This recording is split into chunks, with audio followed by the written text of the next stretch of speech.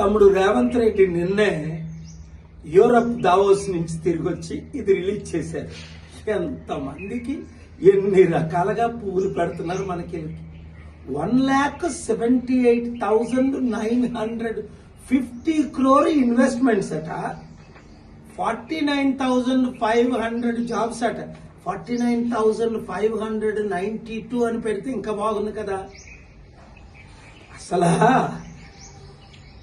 Total fail అయి వచ్చారు ఈ ముఖ్యమంత్రి. నేను ఒకటే సూటి ప్రశ్న, మీడియా ద్వారా చిత్తశుద్ధున్న మీడియా అందరూ దీన్ని పబ్లిసిటీ చేస్తారు. అమెజాన్ 60,000 కోట్లు. అసలు అమెజాన్ ఎప్పుడు వచ్చింది?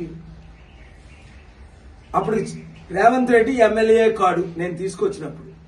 గూగుల్, మైక్రోసాఫ్ట్, అమెజాన్ 700 కంపెనీలు తెచ్చినప్పుడు నేను తీసుకొచ్చానని చంద్రబాబు నాయుడు గారే వాళ్ళందరినీ కలవడం జరిగింది. ఆయన ఒప్పుకున్న సత్యం ఇది, దేవగౌడ్ గారు ఒప్పుకున్న సత్యం.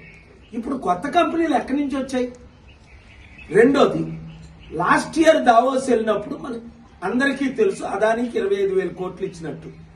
ఇప్పుడు ఎవరికి ఇచ్చారు? 15,000 కోట్లు మన అందరికీ తెలుసు.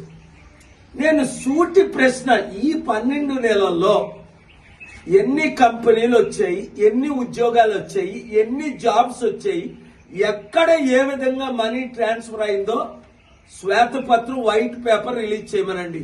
ఇలాంటి బోగస్ మాటలు చెప్పుకొని ఎంత కాలం మమ్మల్ని మోసం చేస్తారు?